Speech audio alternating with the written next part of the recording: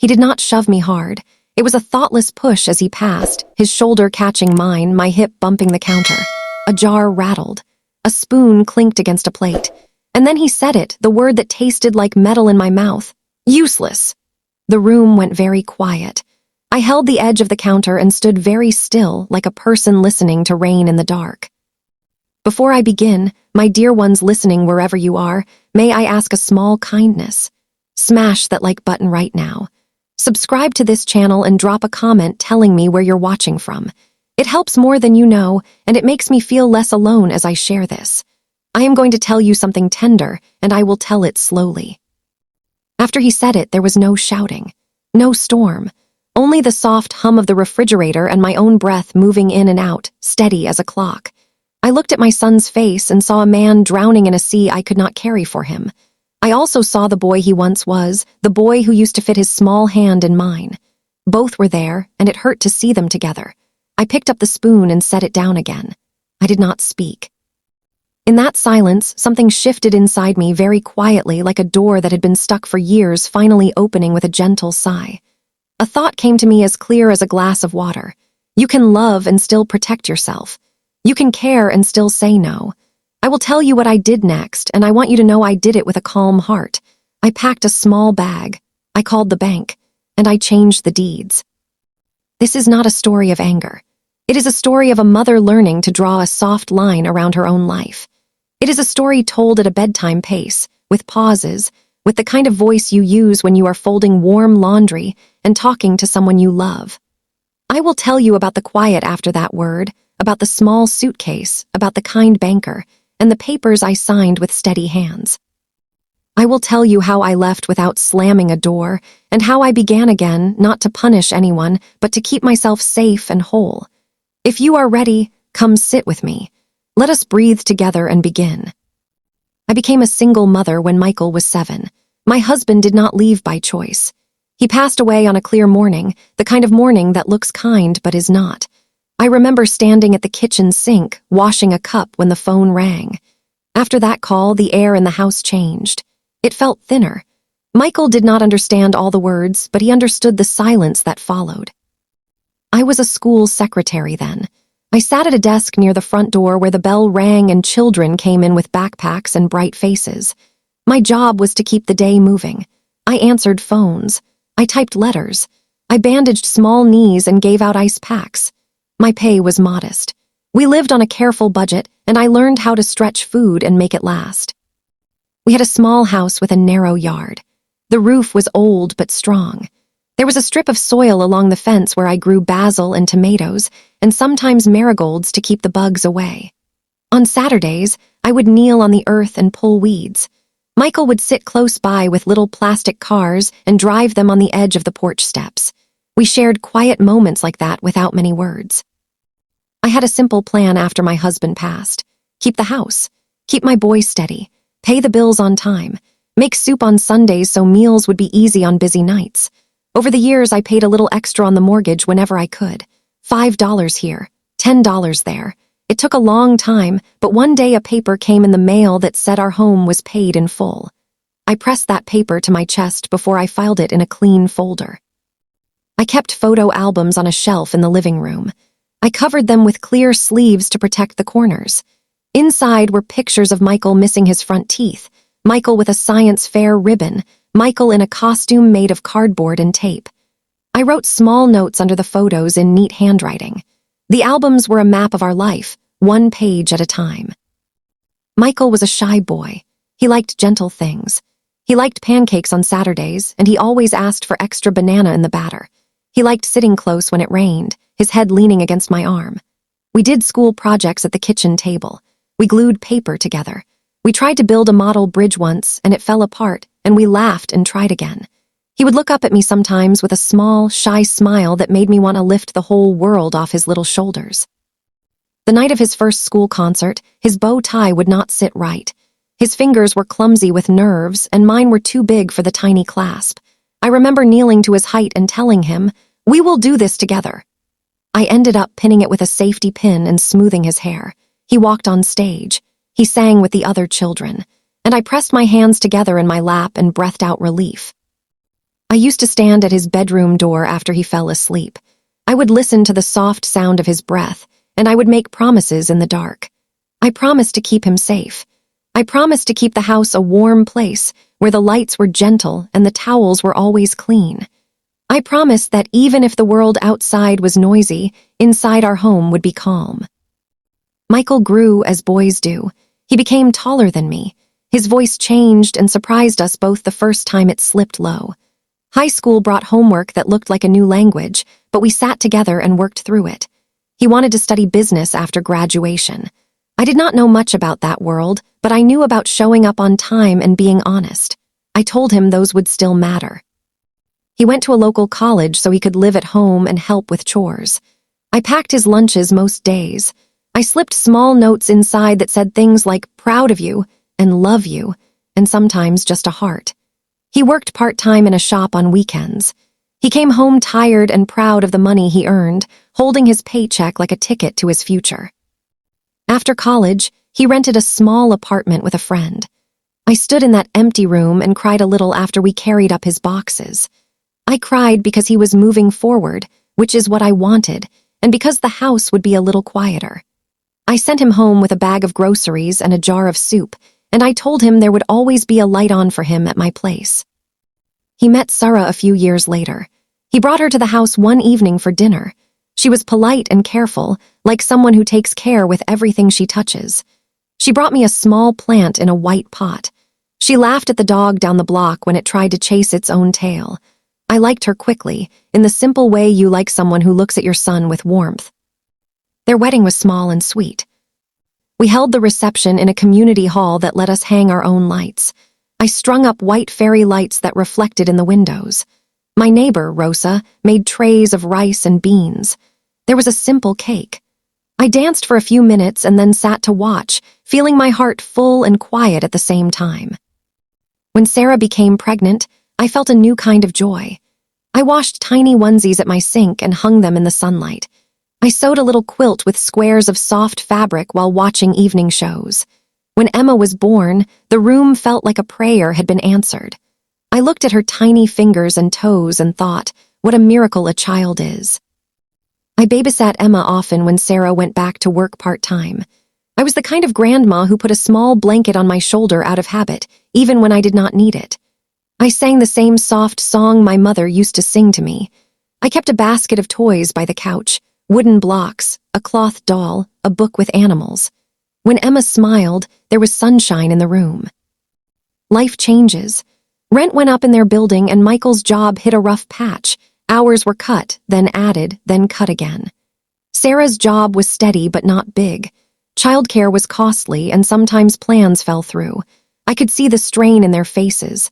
They loved each other and they loved Emma, but love does not pay bills by itself. One evening, Michael sat at my kitchen table with his hands around a mug of tea he was not drinking. "We're trying, Mom," he said. "I know you are," I answered. He stared at the table. "We might have to move farther out," he said. "The numbers aren't working." I felt that old instinct to lift the world off his shoulders, just as I had when he was small. "Come here," I said. "Just for a while, we have space. It will be easier. You can save. You can look for something steadier." I said it softly. I did not want him to feel like a boy again. I wanted him to feel like a man who was being offered a safe harbor. He looked up at me. The shy smile came back for a moment. "Are you sure?" he asked. "I am," I said. "We will make it work." We put fresh sheets on the bed in the spare room. I opened the wardrobe and made space for Sarah's clothes. I cleared out a drawer for Emma's pajamas. I washed towels and set them on the shelf in the bathroom, folded in thirds like my mother taught me. I moved my own things around to make room and did not feel it as a loss. I felt it as an expansion of love. In those early days together, the house felt happy. Morning came with the smell of toast and tea. Sarah would hum a tune while she brushed Emma's hair. Michael would carry his coffee into the little yard and look at the sky. I would stand at the stove and stir oatmeal. We sat together at the table with simple food and warm faces. Emma's giggles floated through the rooms like little bells. She would toddle toward the basil and clap her hands when I let her touch the leaves and smell them. "Green," she said. "Yes," I said. "Green." In the afternoons, when the sun came through the back window, it made a warm square on the floor. We would sit in that square together with a book. I kept the home steady in my usual ways. I set a gentle lamp in the hallway so no one would trip at night. I kept the laundry moving and made sure the bathroom smelled of lemon. I kept soup in the fridge, simple chicken or lentil with carrot or tomato basil from the garden. Fresh towels appeared without anyone asking. It was a quiet rhythm. To make household errands easier, I added Michael as an authorized user on one of my bank accounts. It was the account for groceries and utilities, not my savings. I told him, "This is for shopping and the light bill. We'll keep receipts. We'll be careful." He nodded and said, "Thank you, Mom, I'll be careful." I believed him. He wanted to help. He wanted to do things right. Years earlier, when I first paid off the house, I had been to the bank and to a small office where a woman explained documents to me. She talked to me about something called a transfer on death deed. It was a way to pass the house to someone easily when I was gone. I named Michael at the time because he was my only child, and it seemed simple. I filed the paper, put it in my folder, and then I did not think about it much. It felt like a kindness to my future self, and to him, so there would be no confusion later. We fell into each other's routines. Michael would take out the trash without being asked. Sarah would load the dishwasher just so, and I learned her way. She liked the forks facing down. I liked them facing up. We smiled and met in the middle. In the evenings, sometimes we watched a gentle show together. Sometimes we sat and used our phones in the same room, quiet but not alone. Emma started saying, "Grandma's story," after her bath. I would sit on the edge of her little bed and read until her eyes grew heavy. Some nights she would take my hand and hold it as she fell asleep. I would sit there a few minutes longer than needed, watching her peaceful face, feeling grateful that I could be part of this small child's safe world. Money was still tight, but being under one roof helped. I handled the electric bill and the water as I always had. Michael bought groceries on his way home. Sarah kept track of diapers and wipes. We wrote small notes to each other on a pad by the fridge. "Milk, eggs, need more soap." It was a shared life in simple, ordinary ways. On Sundays, I cooked for the week. The soup pot sang as it boiled. The oven warmed the kitchen. I chopped carrots and onions slowly, with care. I made enough for all of us, and I packed leftovers into small glass containers. The fridge looked like a row of stained glass windows when I was done: red sauce, green soup, golden curry. I thought often of my husband during those days, but not with sharp pain. I thought of him standing in this kitchen many years earlier, his hand on my shoulder as I stirred a pot. I wondered what he would say about our grown son and this full house. I imagined he would smile and say, "You've made a good home, love." I would answer, "We both did," even though I had been alone for so long. Life felt full, not perfect, not without worry, but full. The house carried our steps and our laughter. The front door opened and closed many times a day. Shoes lined up by the mat. A little sweater hung on a hook by the door, ready for a cool evening walk.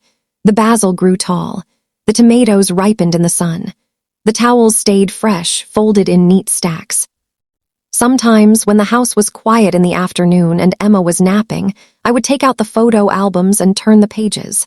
I looked at Michael's baby face and then at the man's shoes by the door. I felt a flow of time in my chest. It was not a sad feeling. It was like the feeling of a river moving gently. Things change, and they keep changing. I did not know then what storms were still ahead. I did not know how thin a line can be between a home that holds and a home that hurts. In those early days together, we were doing our best. We were still kind. I made soup. I took pictures. I watered the plants. I kept the lamps soft, and I kept my promises to be steady, to protect, to love. It did not start with a big fight. It started with small things that felt like tiny pebbles in my shoe. A little pinch here, a little pinch there. You can walk with it for a while. And then, one day, you realize the skin has worn thin.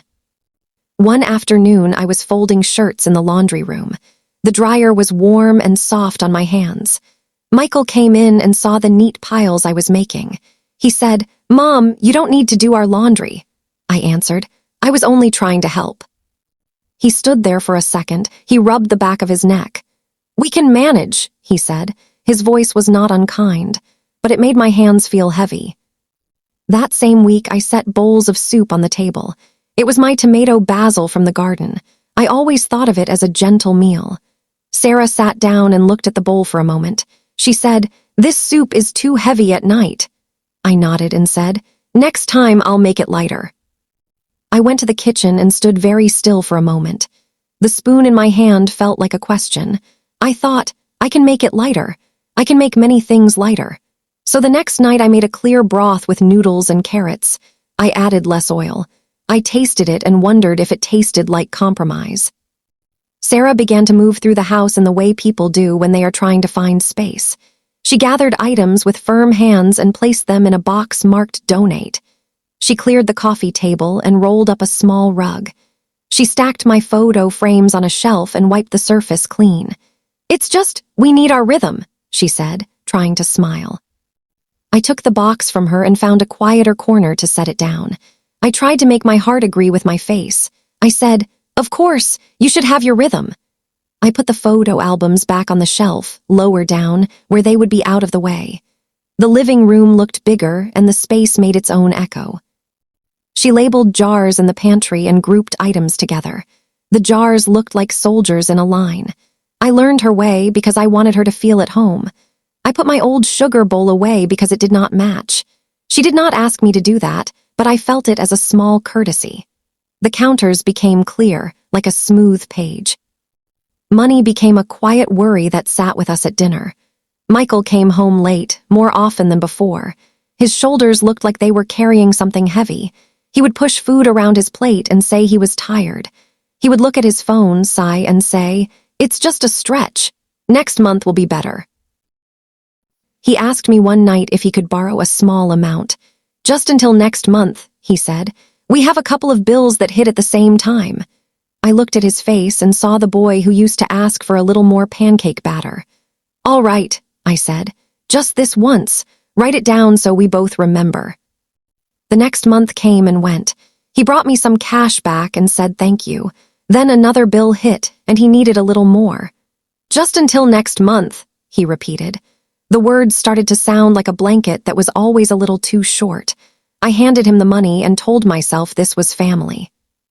He had an idea to start a small business. It was something with buying and selling equipment for work projects, a side thing he thought could grow. He talked about it with bright eyes for the first time in weeks. "If I can get the tools, I can take better jobs," he said.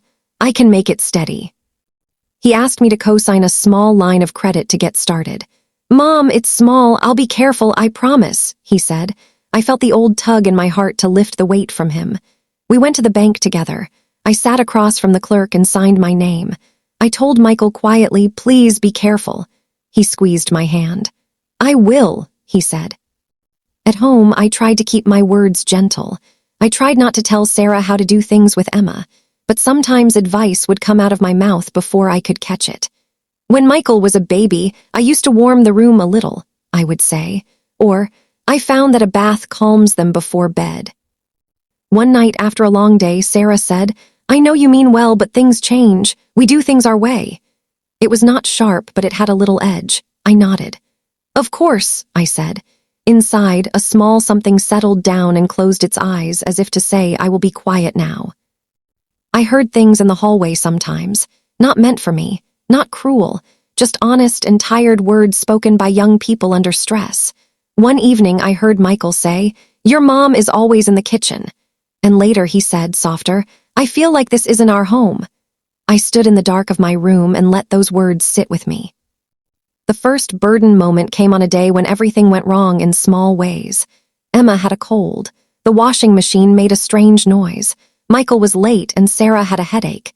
In the evening, as she rubbed her temples, she murmured, "Sometimes it feels like an extra job." It was not said to me. It was said to the air. But the word job stayed in my chest like a stone.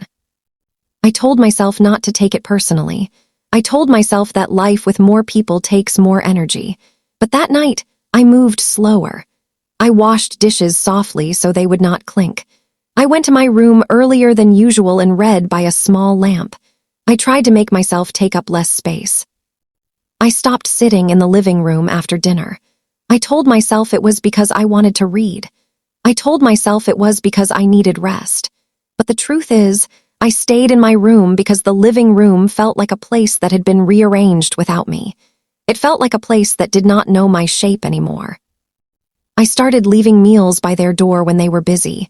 I made small plates of fruit and sandwiches and set them down in the hallway. I would write a note, "For later," with a little heart. Sometimes the plates came back empty. Sometimes they did not come back. I tried not to count. Emma missed our story time. She would look at me at bedtime with her sweet eyes. Some nights she would call from down the hall, "Grandma, can you read?" And then Sarah would say, "Emma, bedtime is with us." I would smile and nod. "Go, my love," I would say. I closed my book and watched the light from the hallway fall across my rug. One morning, after a restless night, I opened the pantry and moved a few things. I thought I could make the cooking easier for everyone. I grouped the grains and I brought the spices forward. Michael came in and stopped. He took a breath. "Mom, please don't reorganize the pantry," he said. I felt heat rise to my face. "I thought it would make cooking easier," I said. He looked at me with tired eyes. It's not your job anymore," he said. The words were not loud, but they were firm. I put the jars back. I wiped the counter with slow hands. I told myself to remember those words. The business idea did not go the way Michael had hoped. A shipment was delayed. A customer asked for a refund. A tool broke sooner than it should have. The bank sent a notice with numbers that did not look friendly. The line of credit that was small did not feel small anymore. He became quiet in a different way, not the kind of quiet that rests, the kind that hides. He would sit at his laptop with his jaw tight. He would close screens when I walked by. He said he was working, and I believed him. I also believed he was scared. He started snapping at small things. "Why is it so warm in here?" he would ask, turning down the thermostat. Or, "Who moved the charger?" when the charger was right where it always was. Once, he scolded the towel for not drying fast enough. I stood by the sink and held on to the counter, not because I was going to fall, but because it felt like a hand I could hold. Later, he would circle back with a tired face. "Sorry, Mom, I'm just having a bad day," he would say, without looking at me. "I understand," I would answer, and I did understand. But understanding does not make the air less heavy. I found myself watching the clock more. When the hour was late, I would lie in bed and wait for the sound of the front door. If I heard it, I breathed out. If I did not, I stared at the ceiling and spoke small prayers. The house felt like it was holding its breath with me. The kitchen, my favorite place, began to make me feel a little sick. Not all at once. It was more like seasickness that grows if you stay too long on a swaying boat. My hands knew where everything was, but my heart felt out of place. I would stand by the window, looking at the basil, and wonder when it had become a place of worry. On the fridge, there was a photo from the boys' choir concert from Michael's school. He was in the second row, his hair too neat, his face serious about the words. I started touching that photo at night before I went to bed. I would place a finger on the corner and close my eyes. It felt like I was touching a tiny door back to a kinder hour. One afternoon, I walked down the hall and heard Sarah on the phone. She was speaking softly, trying to keep her voice low so Emma would not wake. "We can't keep carrying this," she said. "We need to figure something out." Then a different voice came from the speaker, a friend or a sister. The word useless floated out, quick and careless, like a small stone tossed across a pond. I froze and waited for the circles to stop. I went back to my room and sat on the bed. I placed my hands on my knees and tried to breathe in for 4 counts and breathe out for 6. I did not cry. I did not have anger in me. I had a feeling like fog. I could not see far. I told myself not to guess what people meant. I told myself to move slowly and kindly. The next day, I tried to be smaller. I was careful where I stood. I was careful where I looked. I answered questions with short words. I took my book to the park and sat on a bench until I felt ready to be in the house again. The swing chains made a sound like sighs. There were more small bumps. I folded Michael's shirts one morning because I saw them in a heap. He said, "Please don't do that." I nodded and placed the shirts back in the basket. I wanted to say, "I love helping you," but my tongue stayed still. I reminded myself of his words, "It's not your job anymore." I noticed charges on the grocery account that did not look like food, a hardware store. a gas station twice in one day. I asked quietly, "Do we need to talk about the account?" Michael said, "I covered something. I'll fix it next month." The words "next month" were a familiar friend that did not keep its promises. I tried to sit with him one night. The house was quiet. I made tea. I carried it to the table where he was staring at numbers. "Are you okay?" I asked, setting the cup down. He rubbed his eyes.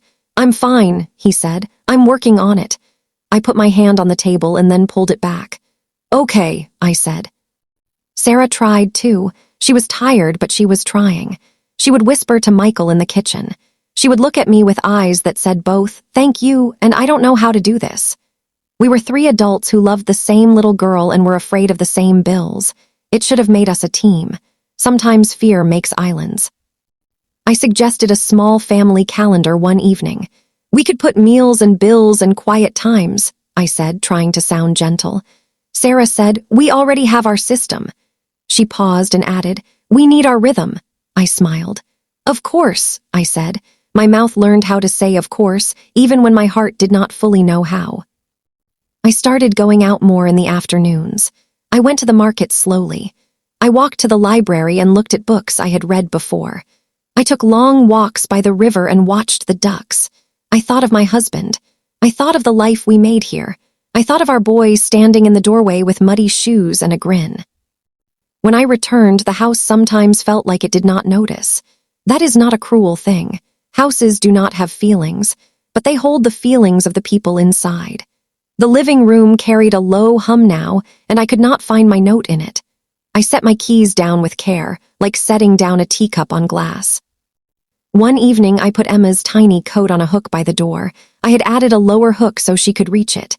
Sarah saw it and said, "Please, let me handle how we set things up for her." Her voice was light, but the words were a line. I nodded and took the coat down. "Of course," I said. I put the hook in a drawer like a secret. That night, I lay in bed and listened to the household move. A door opened. The cupboard shut. Emma laughed in her sleep and then quieted. I rested my hand on my chest and felt my heartbeat. It was steady but low, like an old drum. The next week, there was a harder night. Michael came home late, his face tight. He put his bag down with a dull thud. I stepped into the kitchen to ask if he wanted to eat. He waved his hand. "I ate," he said. I looked at the plate I had kept warm. I turned off the oven and stood there holding the oven mitt like a small animal. He opened the pantry to get a glass and paused, looking at the labels. "Did you move the rice?" he asked, as if it were a bigger question. "No," I said. "It's on the second shelf." He found it. He closed the door. "Sorry," he said, but his face did not soften. I went back to my room and looked at the photo again. The boys on stage, their mouths open to the same song. Michael's hair combed, his eyes on the music teacher's hands. I touched the corner of the photo and then pressed my palm flat against it. I whispered, "I am still here. I am still me." The second burden moment came like a cloud you almost don't see until it covers the sun. I was passing the hallway when I heard Sarah again on the phone. She was talking to someone about money. "We can't keep carrying this," she said.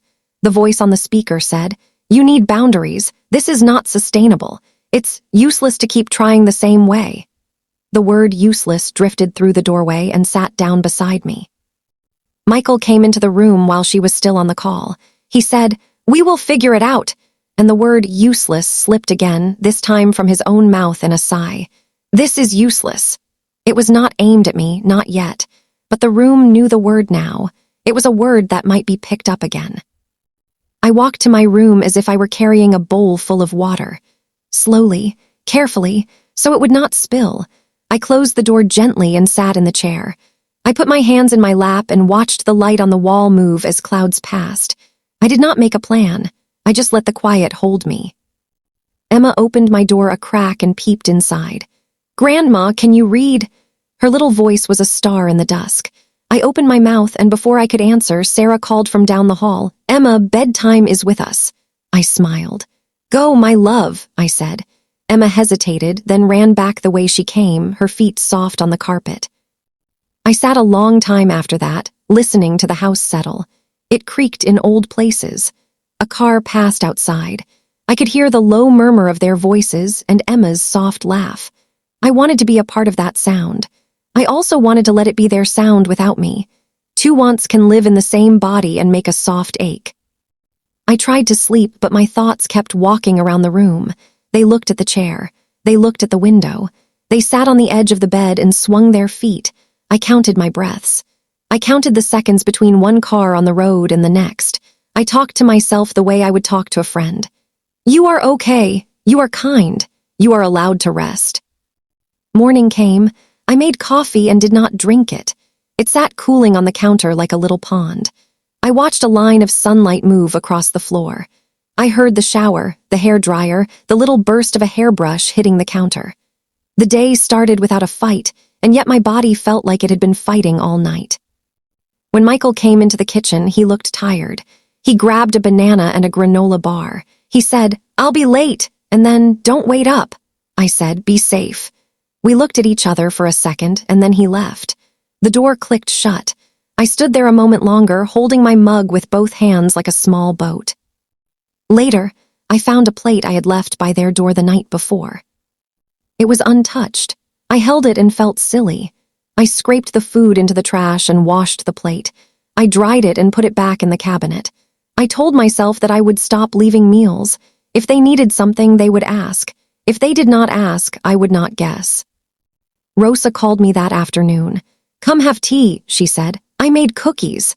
I almost said yes. Then I said, "I'm fine another day." I wanted to stay close to the house, as if my presence could keep something from falling. She said, "All right, Carita, another day," and her voice was a soft blanket I wanted to wrap myself in. I walked to the garden and touched the basil. The leaves were warm. I brought a few inside and washed them and listened to the water. I thought about the first days when everyone was happy to be together. I thought about how houses can change shape without any walls moving. It is the breath of the people inside that makes the rooms bigger or smaller. There were pockets of kindness, too. Sarah left me a cup of tea on the counter one evening with a note that said, "Thank you for the soup." Michael fixed the hinge on a cupboard door without being asked. Emma drew a picture of the three of us holding hands under a big sun. I put the drawing on the fridge beside the choir photo. I looked at the two images together, the past and the present side by side. Even with these small kindnesses, the strain was there, steady. At night, the words I had heard would come back to me. "Burden, rhythm, not your job anymore. We can't keep carrying this, useless." They were not knives. They were small stones that filled my pockets. I could still walk. It was just harder. I began to feel something slow and quiet inside me. It was not a plan. It was not an answer. It was a soft question. How do I keep loving them and also keep myself whole? I did not know then that this question was leading me to a door I would soon open. For now, I set the question on my nightstand like a small lamp and turned off the light. It happened on a simple afternoon. The air was warm and kind. I had gone to the market with my old cloth bags and a small list. Apples were on sale. I chose the firm ones that smelled sweet at the stem. I came home and set the bags on the counter. One bag had a weak handle that I did not notice in the store. When I lifted it, the paper tore. Red apples tumbled out and knocked against each other. One rolled across the floor and hid under the chair. I laughed softly to myself and said, "Wait, wait," as if the apples could hear me. I bent down to rescue the runaway fruit. I was on my knees when the front door opened and Michael walked in with quick steps. He set his bag down hard and rubbed his face with both hands. He did not say hello. His eyes were far away and worried. "The gas bill is due on Friday," he said. "And Emma's appointment moved again. I can't keep changing shifts. The shop is cutting hours next week. The neighbor complained about the noise last night. I can't handle all of this." I stood up slowly with 2 apples in my hands. I wiped my palms on my apron. "We can sit and look at the week," I said, trying to make my voice calm. "We can find a way." He moved past me toward the fridge as I reached to steady a glass jar on the edge of the counter. He brushed by too fast, too forceful. His shoulder hit mine. My hip caught the counter. The jar tipped and rattled and did not fall, but I did stumble. The breath went out of me for a second. It was not a heavy blow, not a planned harm. It was a thoughtless push from a man who was a storm inside his own body. He said it then, a small word said like a spit. Useless. It did not come out loud. It came out sharp and low. It cut the air between us like a thin blade. My hands went still on the counter. There was no yelling after that, not from him and not from me. The house fell into a hush that made every small sound large. The refrigerator hummed. A clock ticked. Somewhere outside, a bird called once and then stopped. I stood with my hand on the jar and felt the cool glass under my palm. My body ached a little where it had hit the counter, but the ache that mattered was quiet and deep. My heart went still, not dead, but silent, like a lake with no wind. Michael turned as if waking up and saw me. His face shifted. He took a breath, then another. "Mom, I didn't," he started, but the rest of the words did not come. He looked at the place where my hand touched the jar and then at my face. I looked back at him, and I did not speak. I saw all the years at once. I saw the small boy who once tried to drag a suitcase down the hallway because he thought we were going on a trip and did not want to be left behind. I saw the man he had become, drowning in his own worry, forgetting where he was, forgetting who I was. I bent down and picked up the apple that had rolled under the chair. I placed it gently in the bowl with the others. I moved with care, not because I was afraid of him, but because everything felt breakable. My hands felt older and younger at the same time. He took one step toward me and then stopped. "I didn't mean," he said, and then he did not finish. He looked very tired. He picked up his bag again as if that would help him find his balance. He left the kitchen and went down the hall. A door closed. I did not follow him. I stood in the kitchen and listened to the quiet. It was a kind of quiet I had never heard in this house before. It did not hold rest. It held a decision that had not yet been spoken. I washed my hands. I put the apples in a bowl. I wiped the counter where the jar had been. These were small, normal movements. My body did them while my heart stood very still, listening somewhere deep. I sat at the table and folded my hands. I thought of the promises I had made to myself long ago, to keep the house safe, to keep my boy steady, to be kind. I thought of Emma's little hand in mine. I thought of the word I had just heard, how it had landed inside me and made a flat place where breath did not reach. When I stood up again, the decision was there, soft and clear. It did not come with fire. It came like a gentle tide that touches your feet and then lifts you. I knew I could not let the house become a place where my body was pushed and my heart was called names. I knew I had to protect the quiet inside me. I cooked a simple dinner that night and left it covered on the stove. I did not knock on their door. I did not ask if they were hungry. I washed my plate alone and dried it and set it back on the shelf. The house creaked as it settled. It had done that for years, but I noticed it tonight. When the hallway was dark and the rooms were still, I opened my closet.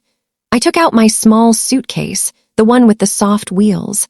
I laid it on the bed and pulled the zipper around. The sound was a slow, steady line in the quiet. I placed a cardigan inside, the blue one with the smooth buttons. I added 3 dresses that did not wrinkle easily, the ones that made me feel neat.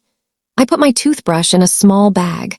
I took my passport from the drawer, not because I was going far, but because it felt wise to keep important papers with me. I went to the fridge and took Emma's drawing from under the magnet. The 3 of us were holding hands under a big yellow sun. She had drawn my hair like a soft cloud. I folded the paper carefully and slipped it into the suitcase pocket. I took the family photo from the shelf in my room. It was the one from Michael's wedding day, the one that made my eyes prick when I saw it. I held it and whispered, "We were happy here." I wrapped it in a scarf and placed it between my clothes. I wrote a note on clean paper with a blue pen. My hand was steady. "I will be away for a while. Do not worry. Take care of Emma." I signed my name simply, as if I were signing a permission slip for a field trip, neat and sure. I placed the note on the kitchen table where it would be seen. I did not add more words. I did not write about the apple or the jar or the word. I did not ask for apologies. I did not offer them. I only asked for care for the child who had done nothing wrong. I looked at the clock. It was late. I lay down for a few hours, fully dressed, a blanket over my knees. I did not sleep.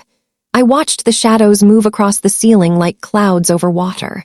I put my hand on my chest and felt the slow drum of my heart find its rhythm again. At dawn, I called Rosa. My voice was low and even. "Can I come for a few days?" I asked. She did not ask why. She said, "Yes, of course. I will put on the kettle. Come whenever you are ready." I thanked her. I closed my phone and sat for a moment longer on the edge of the bed. I listened to the early sounds of the house. A pipe ticked. A bird outside tried a first song. I stood up and put on my shoes. I pulled the suitcase to the door and paused. I placed my palm flat on the wood and pressed gently, the way you might say goodbye to a sleeping child. "You kept us," I whispered to the house. "You did your best." The doorknob was cool. The door opened without a squeak. I stepped outside and pulled the door shut behind me. I turned the key with a slow hand. I did not slam anything. The air felt thin and kind at the same time. I stood on the small porch with my suitcase and breathed. Before I went to Rosa, I walked to the bank. It was a few blocks away. The morning was crisp. I watched my feet move one in front of the other on the sidewalk. It felt good to move toward a place with counters and forms and people who spoke in calm voices. Inside the bank, it was quiet. A man was counting bills. A woman was speaking softly to a clerk. I waited my turn and looked at the plant in the corner that always seemed more alive than a bank plant should be. When the clerk called me, I asked if I could speak to Mr. Patel, the manager. He had helped me before with my accounts. Mr. Patel came out from his office with a gentle smile. "Good morning," he said. "How can I help you?" I sat down across from him at his neat desk. I placed my handbag on my lap and folded my hands. "I need to make some changes," I said. "I need to remove my son as an authorized user on my checking account. It is the account I use for groceries and utilities. It is in my name only." Mr. Patel nodded. He asked for my identification and the account number. I gave them to him. He typed for a few minutes and then looked up. "That is done," he said. "The card in his name will no longer work. The account remains yours." He paused and looked at me kindly. "Would you like new statements sent to a different address?" I told him I would give him a new address soon. For now, the mail could wait. "I also need to review my beneficiaries on my savings," I said. "I would like to make sure my savings are protected." He printed a form and slid it across the desk with a pen. "You can list your beneficiaries here," he said. "We can add a primary and a contingent." I took my time.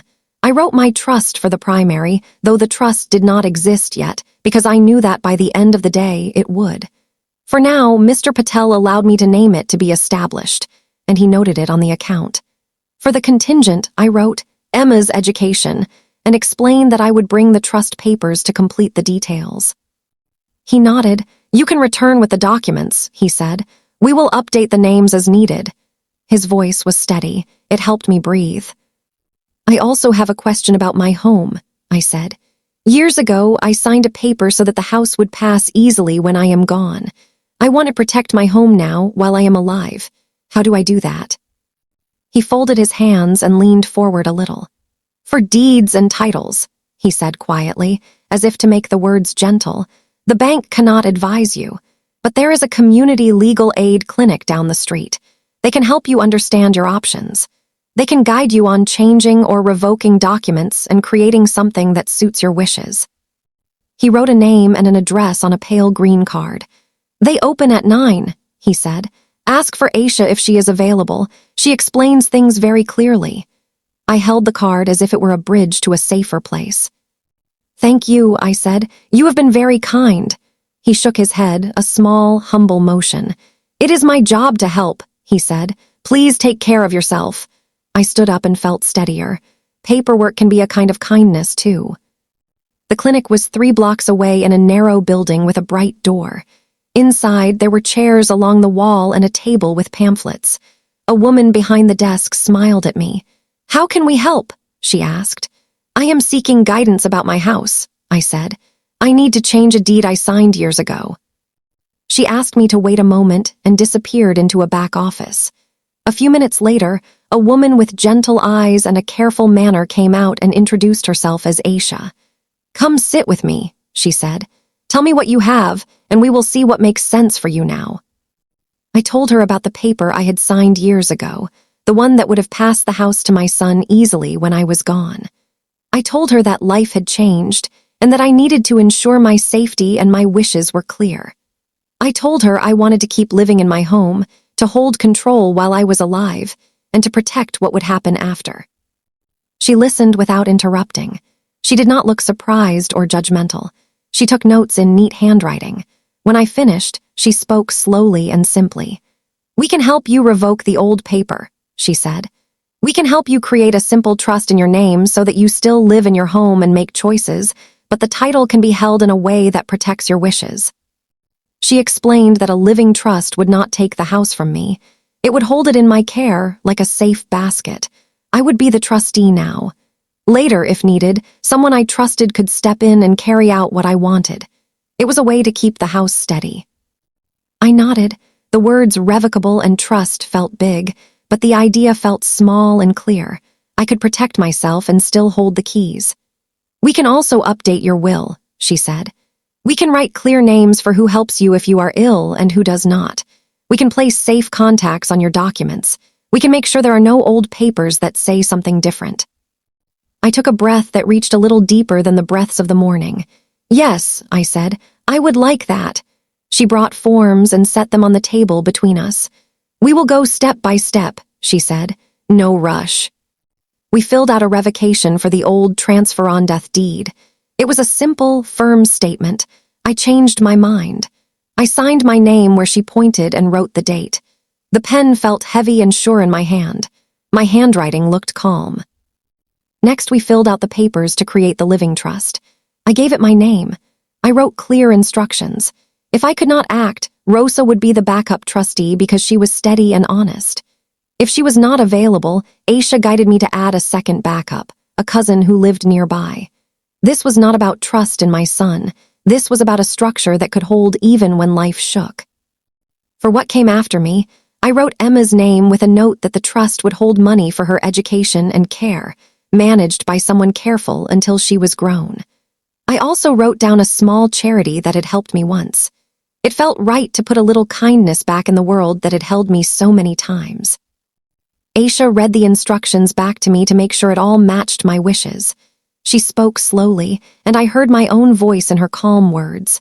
When I nodded, she gathered the papers in a neat stack and said, "Let us go to the county recorder. We will file what needs filing. Then we will come back and finish your will." The county building was cool and bright. The floors were shiny in a way that made me walk carefully, as if I were on ice. A clerk behind a glass window took the revocation paper, stamped it with a loud, sure sound, and passed it back to me with a copy. "Keep this for your records," she said. Then we presented the papers for the trust and the new deed, which moved the title of the house to the trust in my name. I signed on a hard counter. The pen scratched a little. My name looked like it belonged there. The clerk checked the details and stamped again. The sound was like a small gavel announcing a quiet decision. I stood to one side and placed my hand flat on the cool counter. I could feel my pulse in my fingertips. "I changed the deeds," I said softly to myself, not with pride, not with spite, but with relief. It was a sentence like a steady step on a stone. Back at the clinic, Aisha brought out my older folder of papers. Years before, when I turned 60, I had made simple choices on simple forms. I had named Michael to help me if I was ever ill and to make decisions for me if I could not. It had made sense then. Life is allowed to change. "We will update these," she said. "We will revoke the old powers and make new ones that reflect your wishes now." We wrote a new healthcare proxy that named Rosa to come with me to appointments if I needed it. We wrote clear limits. We named safe contacts, people the doctor and the bank could call if they could not reach me, people who would keep my choices safe.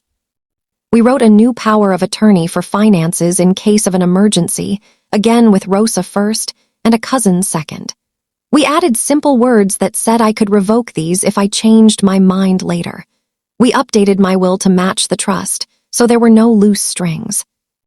"Do you want to include your son in any role right now?" Aisha asked gently. Her tone did not tell me what to say. It invited the truth.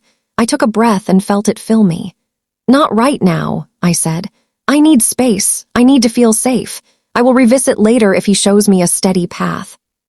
She nodded, and there was no judgment in her eyes, only respect. "We will make a clear list of who can receive information and who cannot," she said. "You are in charge of your own life." The words felt like a hand on my back, steady and warm. When all the papers were signed and arranged, Aisha made copies for me. She put them in a folder with my name on it and a bright sticker so I could spot it easily. She gave me a small list of things to keep in a safe place: the trust papers, the new deed copies, the will, the health care forms, and the revocations. She also wrote her number and said, "Call if you have questions later." I thanked her. My words felt small compared to what she had done for me, but she smiled and said, "You did this. We are just helpers at a table." We shook hands. Her hand was cool and strong. I walked out into the light of afternoon with my folder in my bag. The world looked the same and also new. I felt taller, not in my body, but in my spirit. There was space around my ribs again. I could have gone back to the house right then. I could have walked into the kitchen and made tea. But I knew that if I went back without resting my heart, I would be a shadow in my own home. So I went to Rosa instead. Her building smelled like clean floors and coffee. She opened the door before I could knock twice. "Come in, me Ammer," she said. She took my suitcase and set it by the couch. She led me to the small table already set with 2 cups and a plate of simple biscuits. "Tea?" she asked. "Yes, please," I said.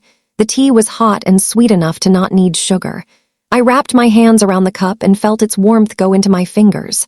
For the first time since morning, I let my shoulders drop. We did not speak much. She did not ask me to explain. She had known me long enough to hear the whole story in the way I was holding the cup. She reached across the table and touched my wrist. It was a tiny, steady touch.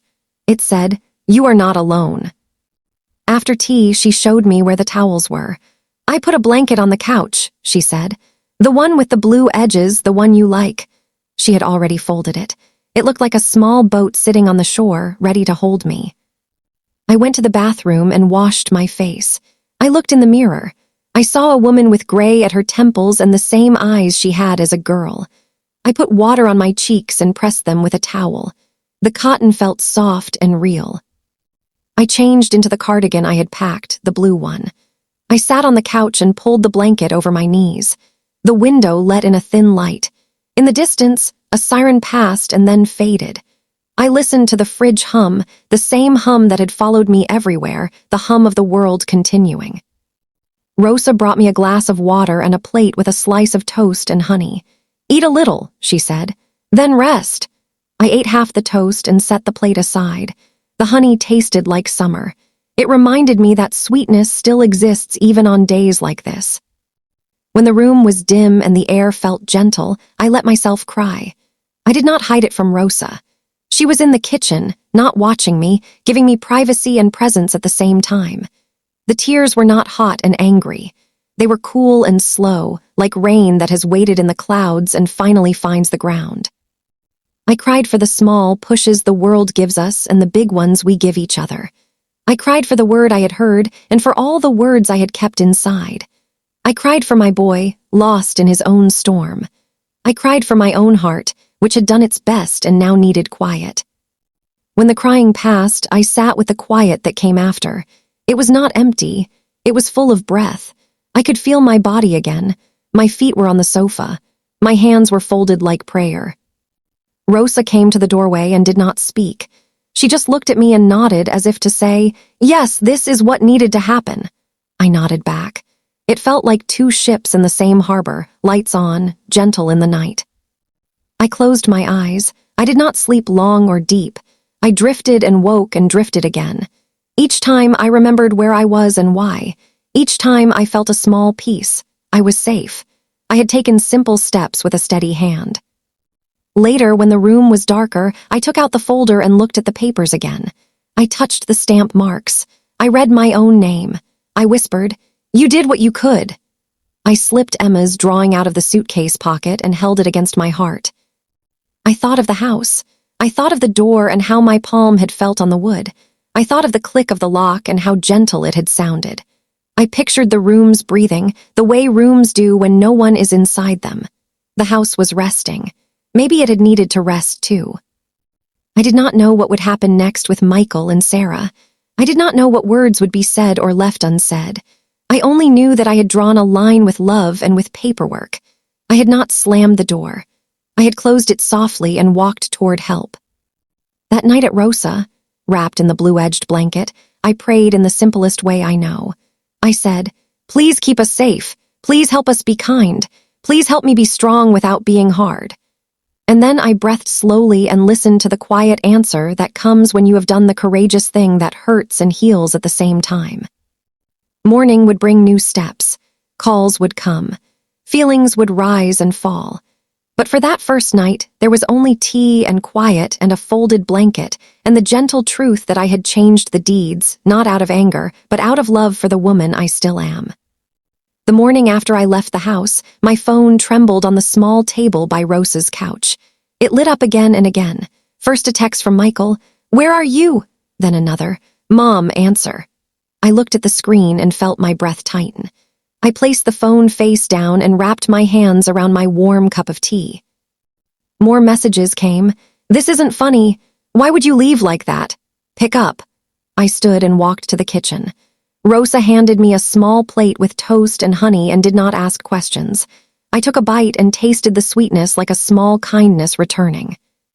An hour later, he called. His voice was tight and hurried. "Why would you do this?" he said.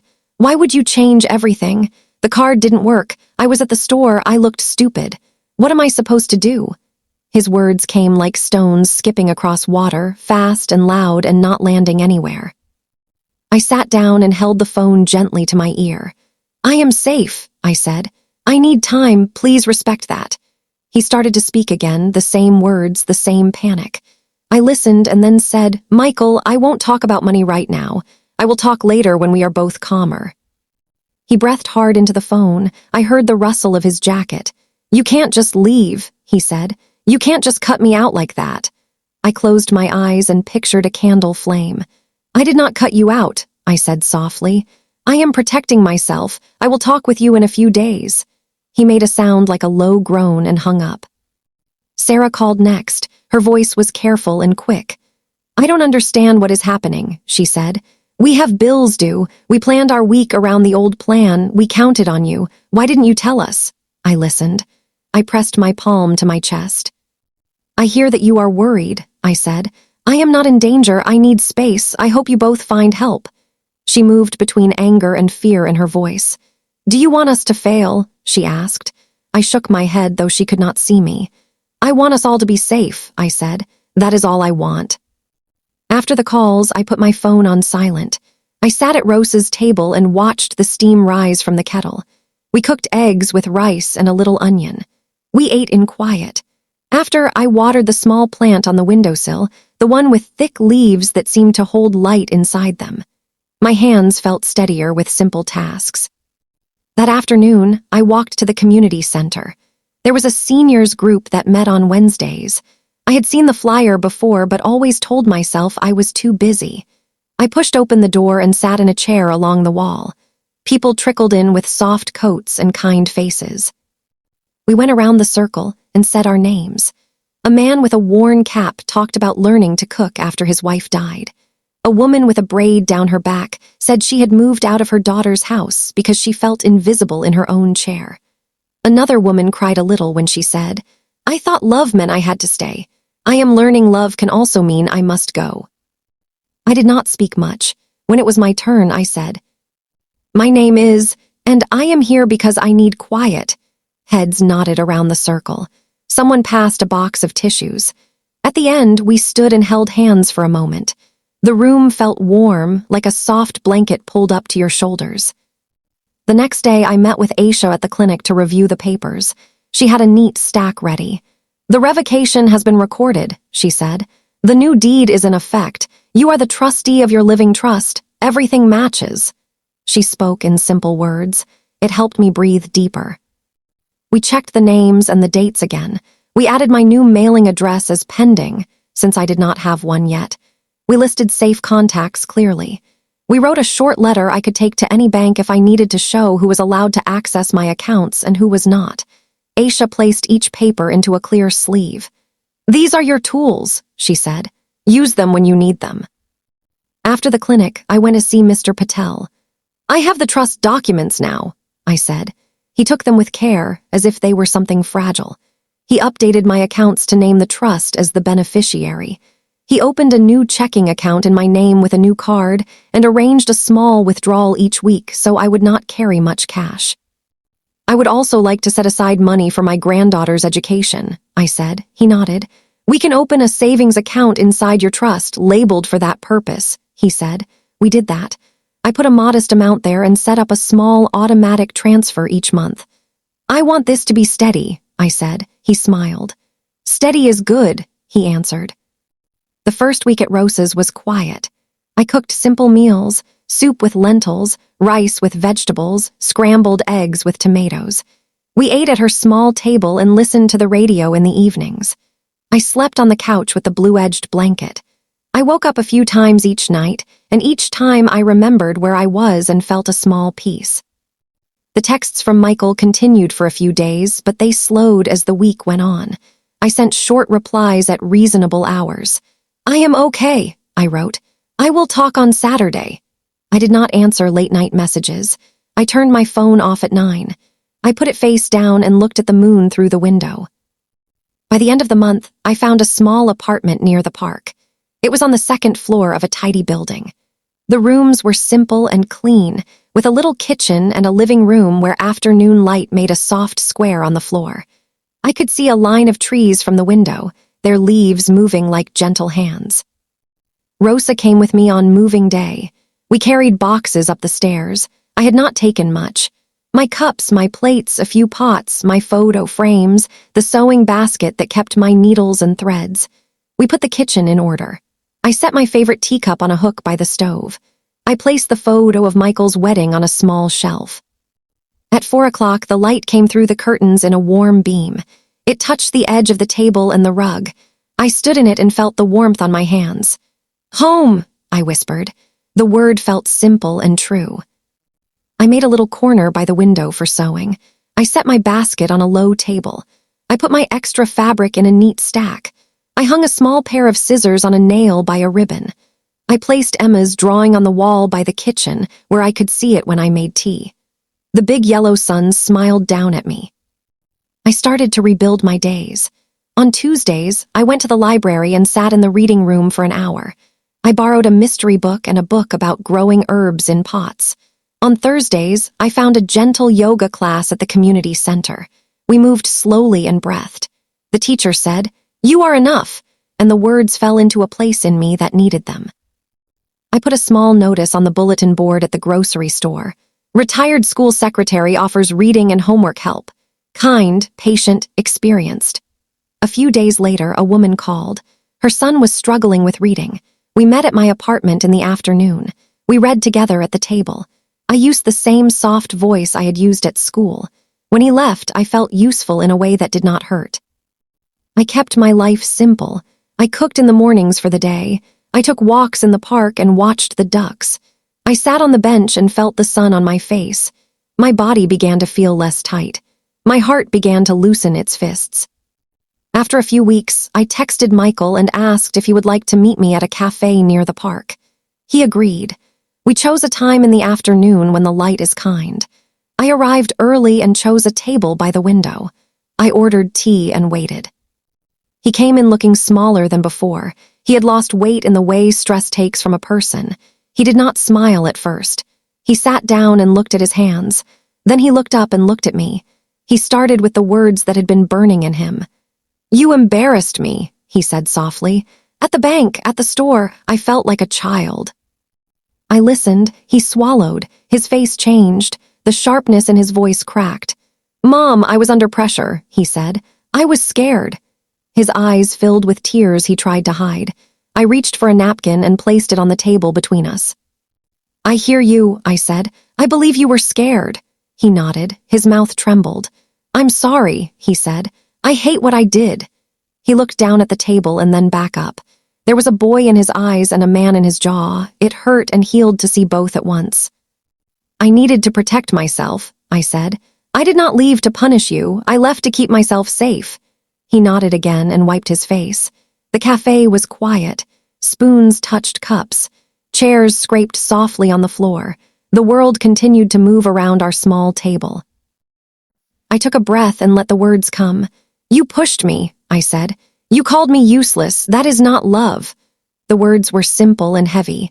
They sat on the table between us like a plain rock. He looked at them and could not look away. "I know," he said. "I hate that I did that. I don't even know who I was in that moment." He took another breath. "I've been thinking about it every night." He rubbed his face with his hands. "I am sorry," he said again. "I am ashamed." I leaned in a little. "There are things I need if we are going to stay in each other's lives," I said. "We will not live together again." I spoke calmly. "We need respectful communication, no late-night demands, no access to any of my accounts. If you need help, ask, but I will not be the bank." He sat very still. The words were lines on the road. He could see them. He could choose to follow them or not. "I can do that," he said after a moment. "I don't want to lose you, Mom." His voice was small. He sounded like the boy with the crooked bow tie.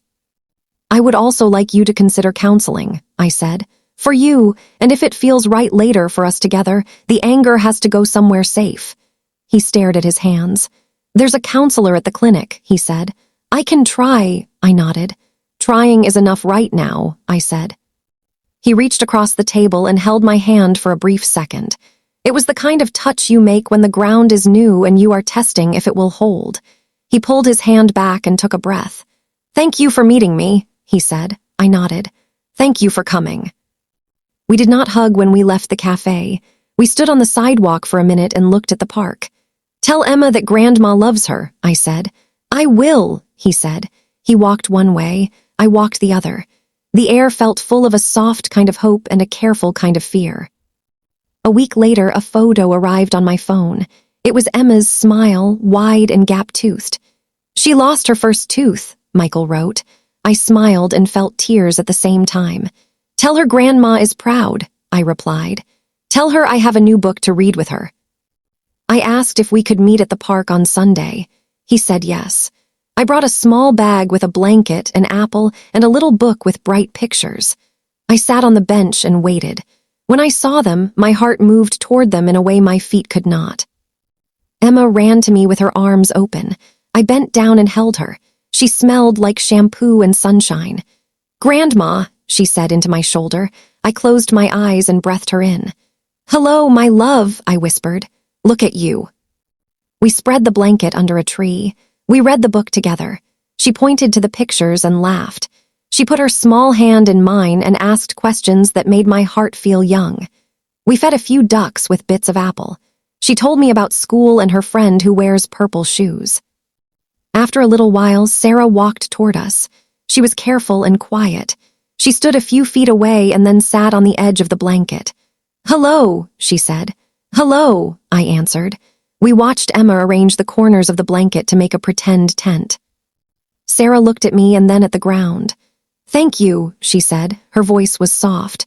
"For caring about Emma's future. Michael told me about the education money." I nodded. "She is our light," I said.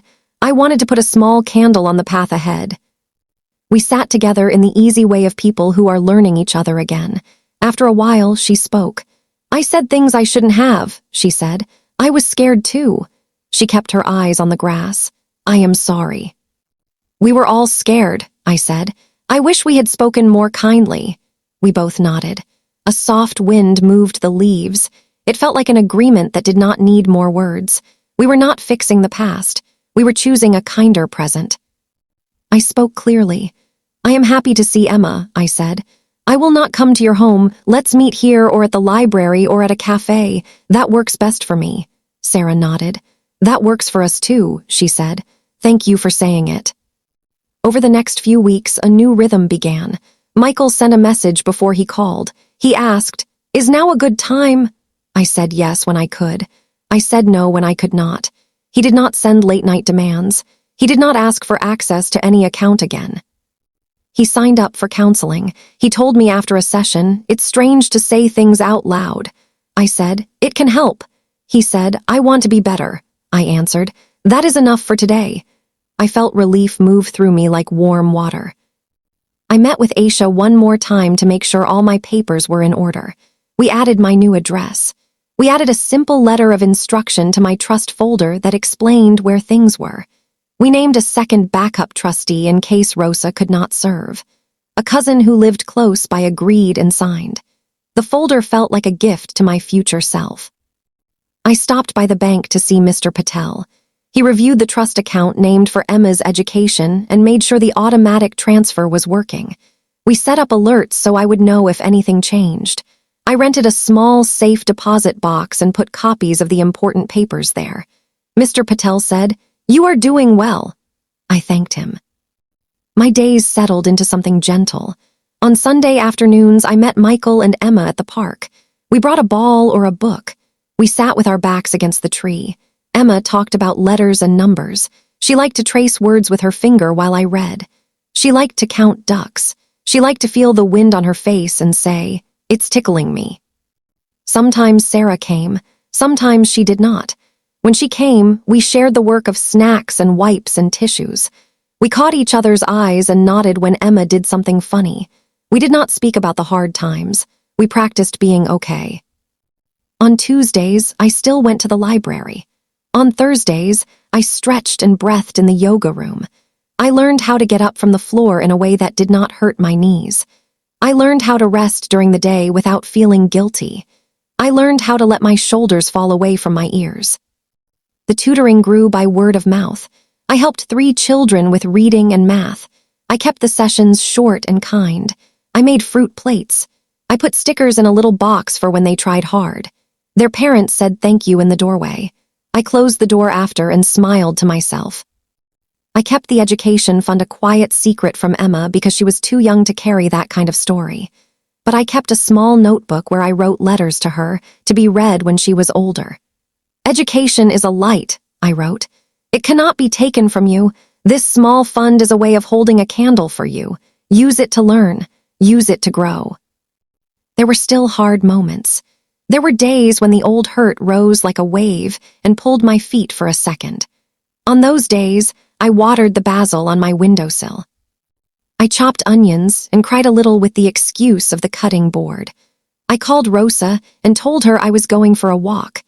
I put one foot in front of the other until the wave went out again. Michael and I met for coffee once a month without Emma. We talked about his work. He found a steadier job with regular hours. He said money was still tight, but he was learning not to lean on me. "It's strange to stand on my own," he said. "It's good," I said. He nodded. He looked different now, a little older in the right way. We had one session with a counselor together. The room was kind. There were boxes of tissues and a plant that did not look plastic. We each spoke. I said, "I forgive you." He cried. The counselor nodded. I added, "Forgiveness does not mean I go back to the old arrangement." He nodded too. He understood the difference. There were practical things to finish. I sent a letter to the bank that held the line of credit I had co-signed for Michael. With Aisha's help, I revoked any future permission for additional borrowing and asked for notices on the account. We checked my credit to make sure nothing was strange. We set a folder by my door with the most important papers, in case I needed them in a hurry. I did not pass by my old house often. When I did, I walked on the other side of the street. I looked at the front garden and saw the basil growing wild. I wondered if they picked it. I imagined the house at night, quiet and resting. I felt a pinch of sadness and a swell of peace at the same time. When I saw Emma, I did not speak about the story of what happened. I spoke about stories she loved. I was the keeper of warm blankets and gentle voices. I respected the small rules her parents asked for. I did not give her sweets before dinner. I did not tell her stories that made her worried. I kept the hours with her safe. As weeks became months, the air around us softened. The word that had once sat heavy in our house lost its place in our everyday life. It did not rule the rooms anymore. It became a reminder of a door I walked through and a line I drew with love. One evening, after we had read 2 books and counted the ducks and watched the clouds, Michael stood with me by the swings. He said, "Mom, I'm sorry again." It was simple and quiet. He looked at the ground and then at me. "I am working on myself," he said. "I hope you can see it." I nodded. "I can," I said. "I am proud of your steps." He asked once if I could help with a small bill. I took a breath and said, "I can bring groceries when we meet, but I will not send money." He nodded, and he did not ask again. When we met the next time, I brought a bag with apples, rice, and eggs. He smiled. "Thank you," he said. "This helps." We both understood what kind of help I could give now. Sarah texted me one afternoon to say they had found a new apartment not far from the park. "We are settling in," she wrote. "It is small, but it feels like ours." I replied, "I am happy for you." She sent a picture of Emma sitting on a bright rug. I stared at the photo for a long time and then set my phone down and smiled. The kitchen in my apartment became my place again. I cooked without the quiet fear that had lived in my hands before. I hummed old songs while I chopped vegetables. I made soup and put some in a jar for Rosa. I baked bread and sent half a loaf next door to the old man who walked with a cane. The rooms held my voice and gave it back to me. At night, I sometimes stood by the window and watched the glow of the streetlights. I wrote in a small journal with a blue pen. "Love needs edges," I wrote. "It does not spill everywhere. It sits in a bowl and feeds you." I closed the book and slept more deeply than I had in a long time. On Sundays, the park became our place. Emma liked to bring a small bag of treasures, smooth stones, a feather, a button she found on the carpet. We arranged them on the blanket and told stories about where they came from. A bird dropped the feather as a gift. The stone learned to be smooth by rolling along a river. We laughed at our own simple imagination. Sometimes, after the park, Michael and I walked to the cafe for a quick coffee. He asked about my tutoring. I asked about his work. He told me a joke he had heard. I rolled my eyes and laughed anyway. We were careful with each other, and it was enough. Rosa came to visit my apartment on a Saturday. We drank tea and looked out the window. She touched the photo on my shelf. "You made a home," she said. I nodded. "Yes," I said. "I did." She looked at the basil on the sill and smiled. "You grow the same things," she said, "wherever you are." The folder with my papers sat on a shelf by the door. Sometimes I opened it and looked at the names and dates. Not to worry them, but to remind myself that I had done a brave thing with simple steps. I had chosen to be steady in a world that can be loud. When I lay down at night, I placed my hand on my chest and felt my heart move, not silent anymore, but slow and strong. I thought of the girl I had been, the young woman, the mother, the grandmother, and the woman alone in her own clean kitchen making soup. They were all me. They had all done their best. I did not get back the years that brought us to that word, but I found my way to a quieter shore. I found a way to stand with my son without falling. I found a way to hold my granddaughter's hand under a tree and read a book while the wind made the leaves clap for us. That is what resolution looked like for me. Not a grand ending, not a perfect family, not a door slamming. It looked like clear papers in a folder and tea with a friend. It looked like saying no and also saying, "I love you." It looked like a park on Sunday, a small apartment with light at 4 and a steady breath. When I look back now, I see something simple and strong. Love needs edges to hold its shape. It is like soup in a bowl. Without the bowl, it spills and cannot feed anyone. Boundaries are the bowl. They do not make love smaller. They help it be held and shared. The house I lived in for so many years taught me how to care. My small apartment taught me how to care for myself, too. It is a home because I am safe there. The lamp by my bed is soft. The soup on my stove is warm. The papers in my folder are in order. Safety made the rooms gentle again. The word that once hurt me, useless, does not lead me now.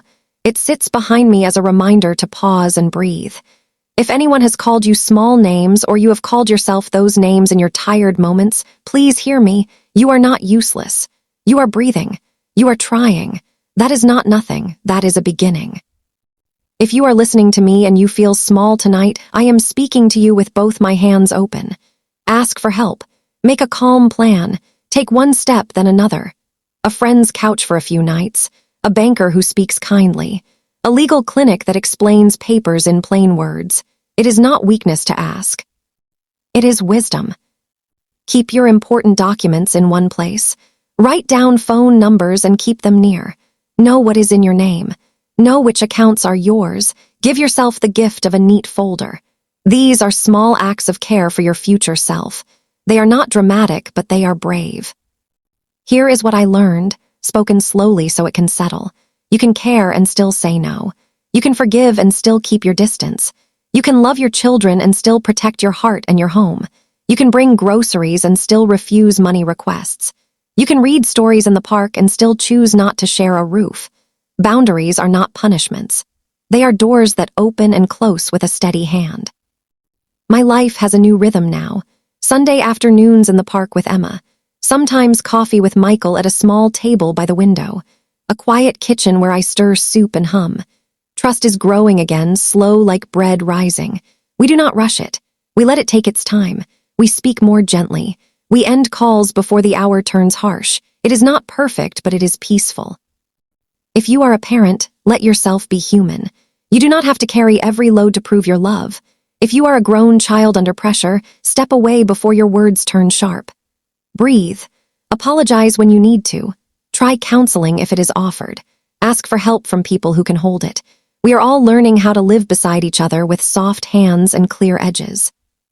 I keep a photo on my shelf, Michael on his wedding day, smiling like the sun just rose. I touch the corner sometimes and say, "We are still here." I put Emma's drawing by the kitchen, and it watches over my tea. These pictures do not hide what happened.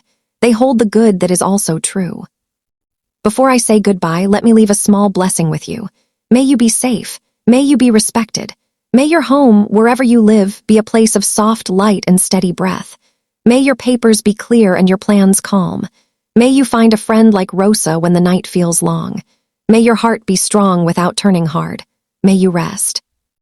Thank you for sitting with me in this quiet hour. I hope my story held your hand in some small way. Remember, you are allowed to keep yourself safe. You are allowed to say no with love. You are allowed to begin again. I am here, breathing with you, and I am cheering for your steady steps. Good night, my friends. Be gentle with yourselves.